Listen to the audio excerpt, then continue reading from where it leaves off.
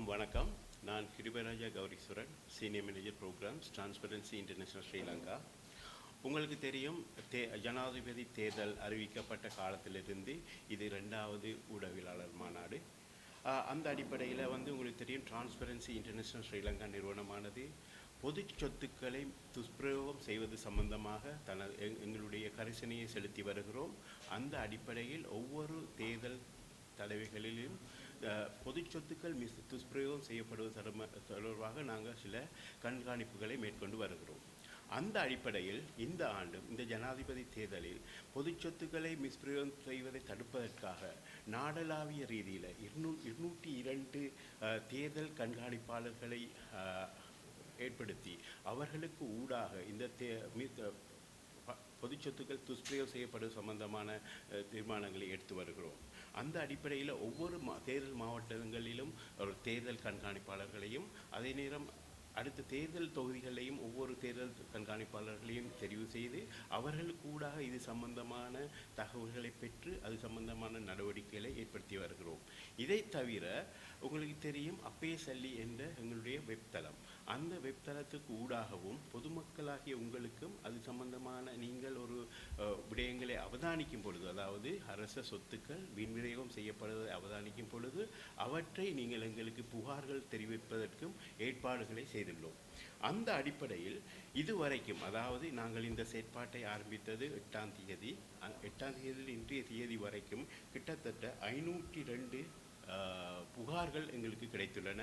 அதில் ஒரு நல்ல விடயம் என்னவென்றால் 300க்கும் மேற்பட்ட புகார்களுக்கான தீர்வுகளை நாங்கள் உரிய தேர்தல் ஆணையத்தின் ஊடாக ஏற்படுத்தியுள்ளோம். இது கிட்டத்தட்ட ஒரு 51% தீர்வுகள் வழங்கப்பட்டுள்ளன. இருந்த போதிலும் மற்ற இடங்களிலும் மற்ற புகார்களுக்கும் உரிய தீர்வுகளை பெற்றுக்கொள்ள நடவடிக்கைகளை எடுத்துக்கொண்டு இருக்கிறோம். அதே நேரத்தில் கூடுதலாக இந்த புகார்கள் கிடைக்கப்பட்ட மாவட்டங்களாக கேகாலை, அங்கிருந்து ஒரு 130 புகார்கள், கொழும்பு 89 புகார்கள், காலி 53 புகார்கள், அண்ட் பதுளை 26, கம்பஹா 22 மற்றும் யாழ்ப்பாணம் 21. அதே நேரம் குறைவான புகார்கள் கிடைக்கப்பட்ட மாவட்டங்களாக முல்லைத்தீவு, அம்பாறை அண்ட் குருநாகல காணப்படுகின்றன. இந்த புகார்களின் தன்மைகளை பார்ப்போமானால், கூடுதலாக அரச வாகனங்களை பயன்படுத்துவதை இலக்காக கொண்டதாக காணப்படுகின்றது. உதாரணமாக மாவட்டங்களுக்கு இடையான பயணங்களுக்கு ஹெலிகாப்டரை பயன்படுத்துதல் மற்றும் தங்களுடைய ஆதரவாளர்களை ஒரு இடத்திலிருந்து இன்னொரு இடத்துக்கு கொண்டு போவதற்கு சிடிவி பஸ் பேருந்துகளை பயன்படுத்துதல் மற்றும் அரச மைதானங்களை பயன்படுத்துதல், அரச அதிகாரங்களை பயன்படுத்துதல், மற்றது அரச நிதிகளை பயன்படுத்தி புது திட்டங்களை அறிமுகப்படுத்தல். உங்களுக்கு தெரியும், தேர்தல் ஒன்று அறிவிக்கப்பட்டால் அந்த தேர்தல் காலங்களில் புதுவித நடவடிக்கைகளை, அபிவிருத்தி நடவடிக்கைகளை ஆரம்பிக்கக்கூடாது. ஆனால் அது சம்பந்தமான நடவடிக்கைகளில் ஈடுபடுவதை எங்களால் காணக்கூடியதாக இருக்கின்றது. உதாரணத்துக்கு பார்த்தா புது பாதைகள், ரோட்டுகள் உருவாக்கப்படுகின்றன. அதே நேரம் சில போலீஸ் ஸ்டேஜஸ் கூட வருகின்றன. நேற்று கூட நீங்கள் பார்த்துருப்பீர்கள், அந்த விவசாய கடன் தள்ளுபடி, இது கூட நாங்கள் ஒரு தேர்தல் பிரச்சாரத்துக்கு பயன்படுத்துகின்ற ஒரு உத்தியாகவே நாங்கள் இதனை பார்க்கின்றோம். அதுவும் ஒரு துஷ்பிரயோகமாகத்தான் நாங்கள் பார்க்கின்றோம். அதே நேரத்தில் வழிபாட்டு தலங்களுக்கு தரிசனங்களை செய்து அங்கும் சில நடவடிக்கைகளை ஈடுபடுவதனூடாக, அதுவும் பொதுமக்களுக்குரிய சொத்துக்களை பயன்படுத்தி அதை செய்வதனூடாக அதையும் ஒரு பொதுமக்களுக்கான, அதாவது அரச சொத்துக்களை துஷ்பிரயோகம் செய்யும் நடவடிக்கையாகவே பார்க்கின்றோம்.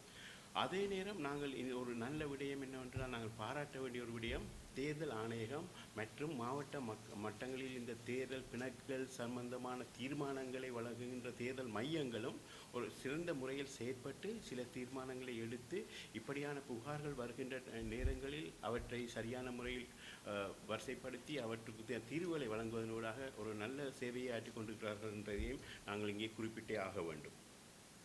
எவ்வாறாயினும் தற்போதைய அரசாங்கம் ஜனாதிபதி ஊடக பிரிவு பெருமளவில் அதாவது ஜனாதிபதி ஊடக பிரிவு தவறான செயற்பாடுகளை, அதாவது அரச சொத்துக்களை பயன்படுத்தி, ஊடகப் பிரிவை பயன்படுத்தி தற்போதைய ஜனாதிபதிக்கு ஒரு தேர்தல் பிரச்சார நடவடிக்கையில் ஈடுபடுவதன் தன்மையையே நாங்கள் பார்க்கின்றோம்.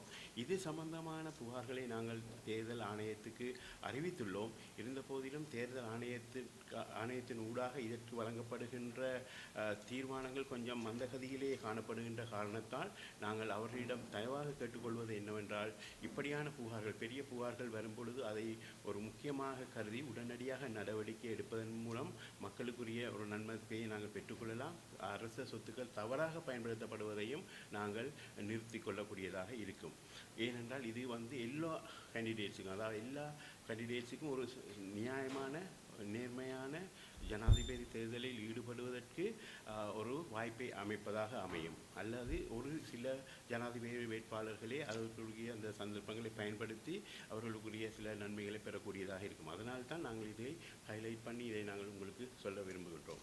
அதே நேரம் மக்களாகிய நீங்களும் உங்களுக்கு இப்படியான விடயங்களை நீங்கள் கண்காணிக்கும் பொழுது உடனடியாக எங்கள் தேர்தல் கண்காணிப்பாளர்கள் ஊடாகவோ அல்லது எங்களுடைய அப்பே சொல்லி என்ற வெப்சைட் ஊடாகவோ எங்களுக்கு தெரியப்படுத்துவதன் மூலம், அவற்றை நாங்கள் உரிய இடங்களில் கொண்டு செல்வதன் மூலம் இவ்வாறான பொது சொத்துக்கள் துஷ்பிரயோகம் செய்யப்படுவதை தடுப்பதனூடாக ஒரு நீதியானதும் நேர்மையானதுமான ஜனாதிபதி தேர்தலை நாங்கள் இந்த நாட்டில் நடத்துவதற்கு நீங்களும் உதவி புரிவீர்கள் என்று கேட்டுக்கொண்டு இன்றைய உரையை முடிக்கின்றேன்.